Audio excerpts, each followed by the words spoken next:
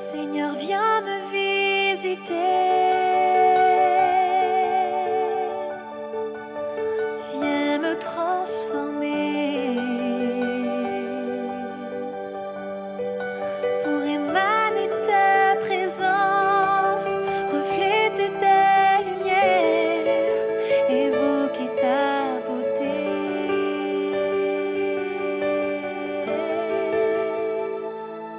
Oui, oui, souffle, parfum du ciel,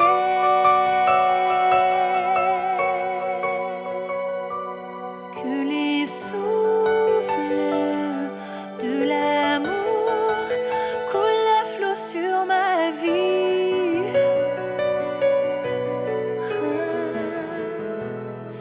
Alors chante, mon âme chante, élève-toi.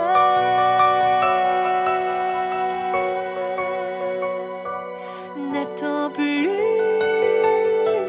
ne tarde plus, Jésus te reçoit.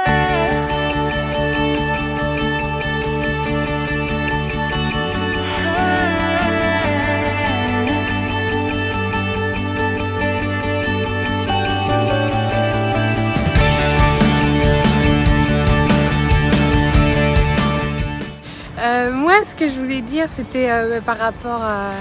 Je vais prendre un petit peu mes expériences là, de ces derniers jours, où je me rends compte qu'on est dans un monde un peu biphasé, où il y a beaucoup de choses mauvaises, et c'est difficile en fait d'aimer les gens sans les juger, parce qu'on veut se rapprocher le plus possible de Jésus, mais en même temps on voit certains défauts de nos amis et on veut se dire on va éviter telle fréquentation pour aller plus vers Jésus, mais c'est pas ce que nous demande Jésus.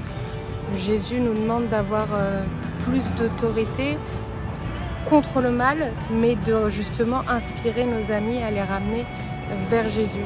Et c'est ça où en fait faut toujours être proche des humains, mais toujours contre le péché. C'est ça qui est important, et c'est ce que nous demande Jésus, de ne pas nous éloigner des hommes en continuant notre chemin spirituel. C'est pas en étant seul qu'on arrive forcément à avoir le chemin le plus pur. C'est justement en affrontant la vie, parce que si on est ici sur terre, c'est aussi pour affronter les difficultés. Regarde, vraiment, ils peuvent intercéder chez eux pour l'avancement de l'œuvre de Dieu. C'est important. Tu n'as pas besoin de connaître la personne pour pouvoir intercéder. Dès que tu ouvres ta bouche pour parler, déjà Dieu il agrée et automatiquement ça agit aussi dans ta vie. Donc vraiment on en a besoin. Voilà. On a besoin. Vous encouragez vraiment à continuer l'évangélisation, à continuer quelque ministère où que vous soyez. Alors tout simplement, soyez déterminés. Donc c'est votre détermination dans le service qui déterminera votre vie. Dieu a bien dit, cherchez le royaume de Dieu et toute chose sera donnée par-dessus. Donc soyez déterminés à chercher le royaume. Et même si c'est dur, même s'il y a des embuscades, même s'il y a des obstacles, même s'il faut changer parfois d'itinéraire, Paul a vécu tout ça. Donc continuez, ça en vaut la peine. Et je suis vraiment très heureuse et très contente pour chaque personne qui travaille dans le ministère.